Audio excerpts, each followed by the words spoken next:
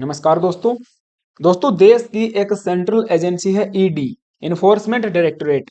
आपको पता है हमेशा से ही विवादों के घेरे में रही है एंड रिसेंटली सुप्रीम कोर्ट ने एक केस की हियरिंग्स के दौरान ये कहा, we need a pan India mechanism. एक अखिल भारतीय तंत्र की जरूरत है ताकि ये पता लगाया जाए कि ईडी की जांच में कहीं राजनीतिक प्रतिशोध तो नहीं, क्योंकि आपको पता है ईडी के ऊपर हमेशा से ही आरोप लगते रहे हैं कि ईडी उन राज्यों में कार्यवाही करती है जहां पे अपोजिशन पार्टीज की सरकारें हैं, चाहे आप झारखंड, बिहार, ये फिर पंजाब, दिल्ली, हिमाचल प्रदेश, केरल, कर्नाटक, तमिलनाडु, कहीं का भी मामला उठा के ले लीजिए। जहां जहां non BJP, non NDA government है, वहां वहां ईडी की कार्यवाही देखने को मिली है।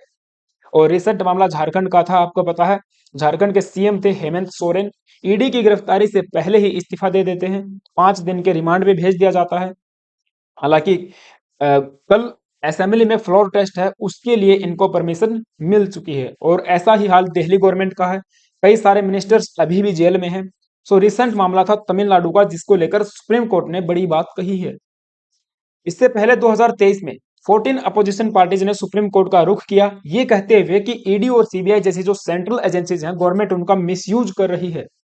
हालांकि सुप्रीम कोर्ट ने इस प्ली को एंटरटेन करने से रिफ्यूज कर दिया, ये कहते हुए कि पॉलिटिशियंस चाहे कितना भी बड़ा हो, उसको हायर इम्यूनिटी नहीं दी जा सकती है, उनके ऊपर कार्यवाही हो सकती है। तो जो रिसेंट मामला है तमिलनाडु का, ये मैं आपको बता देता हूं।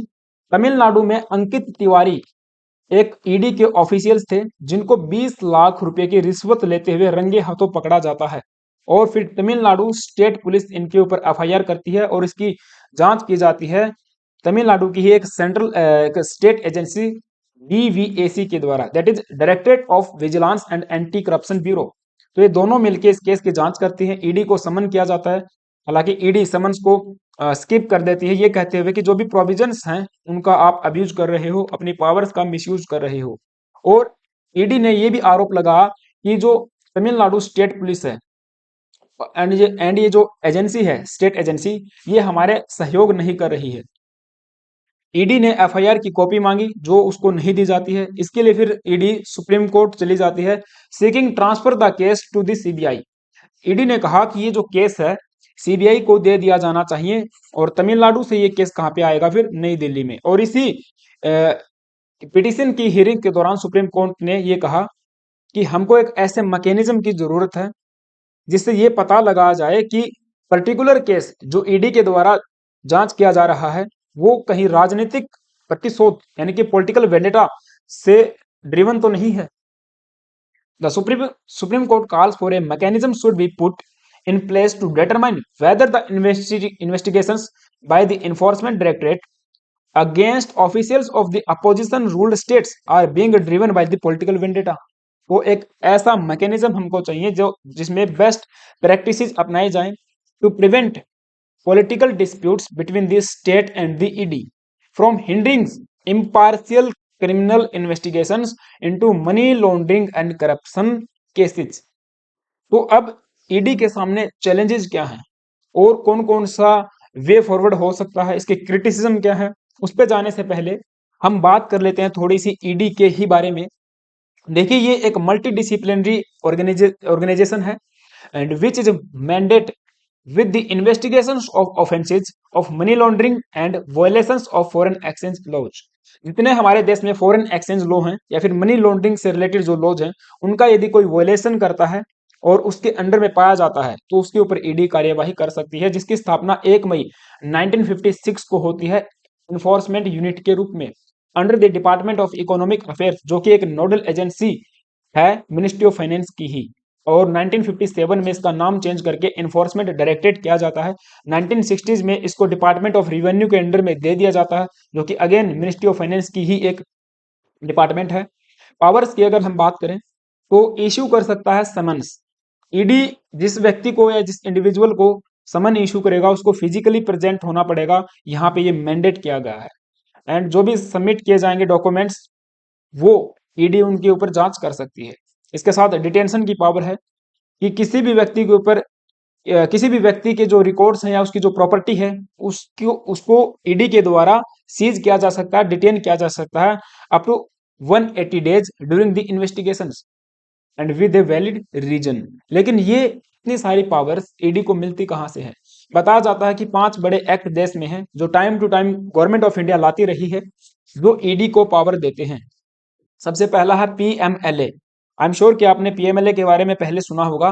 The prevention of money laundering act 2002, the foreign exchange management act 1999 जो कि फेमा नाम से फेमस है, और इसके साथ फेमा के साथ आता है फेरा, FERA, फेरा, foreign exchange regulatory act, and foreign exchange and prevention of smuggling activities act 1994, और इसके साथ साथ फोया भी है, फ्यूगिटिव इकोनॉमिक ऑफेंडर्स एक्ट 2018। तो ये 5 बड़े एक्ट हैं जो ईडी को शक्तियां या फिर पावर प्रदान करते हैं अपनी कार्यवाही करने के लिए या फिर इन्वेस्टिगेशंस करने के लिए। Now what are the challenges? ED के सामने क्या चैलेंज है और ईडी का क्रिटिसिज्म किस प्रकार से हो रहा है, उस पे बात करने से पहले आप सभी से छोटी सी रिक्वेस्ट है गाइज, यदि तो आप चैनल पे नए आए हो प्लीज से एक सब्सक्राइब करके जाना, क्योंकि मेरे जो व्यूवर्स हैं 99.99% सब्सक्राइब ही नहीं करके जा रहे हैं। तो प्लीज से 1K होने में मेरी हेल्प करें। Now what are the challenges associated with the ED and criticism? सबसे पहला पॉइंट बताया जाता है मिस यूज ऑफ पावर, कि जितने भी पावर्स ईडी को दी गई हैं उनका मिसयूज हो रहा है। जो अनरिस्ट्रिक्टेड अथॉरिटी है ईडी के पास में to prosecute politicians and the government officials, उनका मिसयूज हो रहा है, क्योंकि जो स्टेट गवर्नमेंट है उसकी बिना परमिशन के, प्रियर परमिशन के ही ईडी कार्यवाही कर सकती है। ये बड़ी बड़ी मिसयूज होता है पावर का, बड़ी बात है। क्योंकि दूसरी बात ये भी है, जो पीएमएलए है शुरुआत में ड्रग ट्रैफिकिंग या फिर मनी लॉन्ड्रिंग के केसेस में ही इन्वोक किया जाता था, लेकिन बाद में इसकी जो पावर्स वो एक्सपेंड कर दी जाती हैं। इसमें फिर माइनर केसेस को भी जोड़ दिया, जो अगेन क्रिटिसिज्म का एक कारण बना, दैट इज वाइड पावर्स। कहा जाता है कि जो सीबीआई है या फिर जो स्टेट पुलिस है उनसे भी अधिक पावर किसके पास में है? ईडी के पास में है। यदि किसी इंडिविजुअल ने ईडी के सामने कोई स्टेटमेंट दी है तो ईडी उस स्टेटमेंट को एज एन एविडेंस कोर्ट में पेश कर सकता है, और कोर्ट में वो स्टेटमेंट एडमिसिबल भी है। दूसरा, all offences under PMLA are non bailable, कोई भी आपको बेल नहीं मिलेगी। The burden of the proof is on the accused, यदि कोई इंडिविजुअल के ऊपर ईडी कार्रवाई करती है तो उसी व्यक्ति को ये बर्डन उसके ऊपर रहेगा कि वो प्रूफ करे मैं निर्दोष हूं, मुझको जो है झूठा फंसाया जा रहा है। ठीक है, तो ये जितने भी बातें मैंने बताई ये क्रिटिसिज्म का कारण बनती हैं, और क्रिटिक्स का आर्ग्यू है that these wide powers are liable to be misused. Now second point है फंक्शनल ओपेसिटी, या फिर आप कहिए कि ट्रांसपेरेंसी में कमी, lack of transparency. ED targeting opposition parties in its case selections, कि ईडी जो है केस का सिलेक्शन कैसे करती है, इसमें कोई भी ट्रांसपेरेंसी नहीं है। It is not known how the ED choose it's case, ED कैसे अपने केस को चूज करती है, किस बेसिस पे चूज करती है, ये किसी को भी नहीं पता। लैक ऑफ ट्रांसपेरेंसी है कि पर्टिकुलर किसी भी व्यक्ति के खिलाफ ईडी जाएगी और अपना तुरंत कार्रवाई करके आ जाएगी। और दूसरा, ईडी जो रिपोर्ट तैयार करती है उसको ECIR कहा जाता है, जो कि इक्विवेलेंट है FIR के, फर्स्ट इंफॉर्मेशन रिपोर्ट। वो कंसिडर की जाती है एज एन इंटरनल डॉक्यूमेंट, और उसको अक्यूज्ड को नहीं दिया जाता। आपको पता FIR जो है वो तो अक्यूज्ड को दी जाती है कि ये लो आपके ऊपर FIR हुई है, इस पर्टिकुलर व्यक्ति ने FIR की है, इसके अंदर ये चार्जेस आपके ऊपर लगे हैं और ये वाला ये मामला है आपके खिलाफ। लेकिन ECIR में अक्यूज्ड को कुछ भी नहीं बताया जाता, ये एक बड़ा क्रिटिसिज्म का कारण बनता है। सेकंड लास्ट है लो कन्विक्शन रेट। अब देखिए लो कन्विक्शन रेट ये है कि 2005 से अब तक ईडी ने 6000 के तकरीबन यानी कि 5906 केस को रजिस्टर किया, लेकिन डिस्पोज ऑफ होता है केवल और केवल 25 केसों का। सोच के देखिए 5000 यानी कि 6000 के तकरीबन केस रजिस्टर होते हैं मनी लॉन्ड्रिंग या फिर दूसरे ऑफेंसेस के, लेकिन ईडी ने केवल 25 केसों में ही कन्विक्शन दिखाया है, जो कि 0.42% है टोटल केसेस का। तो एक ये बड़ा कन्विक्शन का मामला सामने आता है कि कन्विक्शन रेट जो है बिल्कुल लो है। देखने को मिलता है ईडी कार्रवाई बहुत बड़ी तेजी से करती है, लेकिन कन्विक्शन बिल्कुल भी नहीं हो पाता। तो ये एक बड़ा कारण है क्रिटिसिज्म का। फिर है पॉलिटिकल बायसनेस, कि जो भी ईडी के ऑफिशियल्स हैं वो गवर्नमेंट के कहने पे काम करते हैं और गवर्नमेंट उनको एक वेपन की तरह इस्तेमाल करती है। Government is weaponising the ED by silencing its critics. जो भी गवर्नमेंट के क्रिटिक्स हैं, अपोजिशन के जो लीडर्स हैं, उनको सरकार दबाने का काम करती है, उनको साइलेंस करने का काम करती है ईडी के माध्यम से। 2022 में एक रिपोर्ट आती है जो इंडियन एक्सप्रेस में छपती है, बताया गया कि 85% से भी ज्यादा केस ऐसे थे जिनके अंदर अपोजिशन के जो पॉलिटिशियंस हैं उनके खिलाफ कार्यवाही की गई है। हालांकि देखिए जो रिसेंट मामले तमिलनाडु या फिर आप दिल्ली गवर्नमेंट, पंजाब गवर्नमेंट, हिमाचल प्रदेश या फिर बिहार वाला जो मामला है, ये मैं ये नहीं कहता कि ये दूध के धुले हैं और ये बिल्कुल पाक साफ हैं। नहीं, ये बिल्कुल दोषी हो सकते हैं, इनके ऊपर कार्यवाही होनी चाहिए, लेकिन अभी तक हमने ये नहीं सुना कि किसी भी बीजेपी रूल्ड स्टेट में ईडी ने कार्यवाही की है।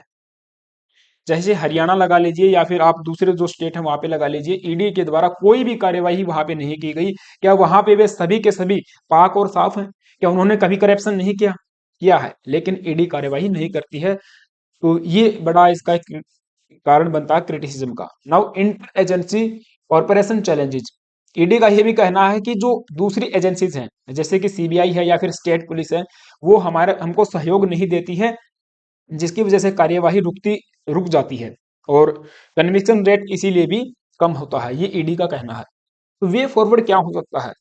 वे फॉरवर्ड में पहला पॉइंट बताया जाता है guiding against the political motives, कि ईडी को गाइड किया जाना चाहिए, ईडी को इस तरीके से मेंटेन किया जाना चाहिए कि जो पॉलिटिकल मोटिव्स हैं उसके लिए काम वो न करें।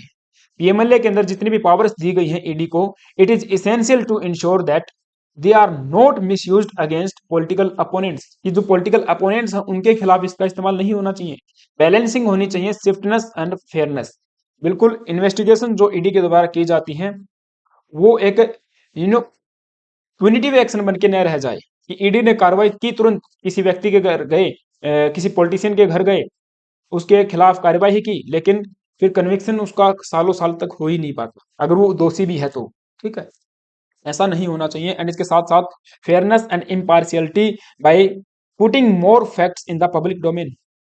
तो पब्लिक डोमेन में चीजों को रखा जाना चाहिए ईडी के द्वारा, to show that its action are justified and command credibility among the public, कि जो भी एक्शन ईडी के द्वारा लिया गया वो जस्ट है, राइट, वो न्यायोचित है। ऐसा नहीं लगे कि केवल और केवल अपोजिशन के खिलाफ ही ईडी कार्रवाई कर रही है, जैसा अभी फिलहाल देश में देखने को मिल पा रहा है। ठीक है, एंड प्रिजर्विंग इंटीग्रिटी। तो जो इंटीग्रिटी ईडी की है वो तो प्रिजर्व होनी ही चाहिए। खुद की जो संप्रभुता है ईडी की, वो कब मेंटेन होगी? जब ईडी को एक ऑटोनोमस बॉडी बना दिया जाएगा। तो क्रिटिक्स का ये भी कहना है कि ईडी को एक ऑटोनोमस बॉडी बना दिया जाना चाहिए ताकि ईडी स्वतंत्र रूप से अपनी कार्यवाही करे, चाहे फिर वो बीजेपी के स्टेट रूल्ड हो या फिर जो दूसरी अपोजिशन पार्टी के स्टेट हो। अगर उनको लगे कि हाँ यहाँ पे मनी लॉन्ड्रिंग या करप्शन का काम चल रहा है, कोई भी उनको मिलता है सुराग, तो उसको लेकर वो कार्रवाई करें। तो ऐसा मीन्स हो सकता है। ठीक है, तो ये सेशन था। आई होप कि आपको चीजें समझ में आई होंगी। आपका क्या ओपिनियन है इसके ऊपर, प्लीज मुझे कमेंट बॉक्स में जरूर बताना। एंड हाँ, जाते जाते फिर से वही रिक्वेस्ट, यदि आप चैनल पे नए आए हो प्लीज एक सब्सक्राइब करके जाना, बेल आइकन प्रेस कर देना। Thank you guys, have a nice day.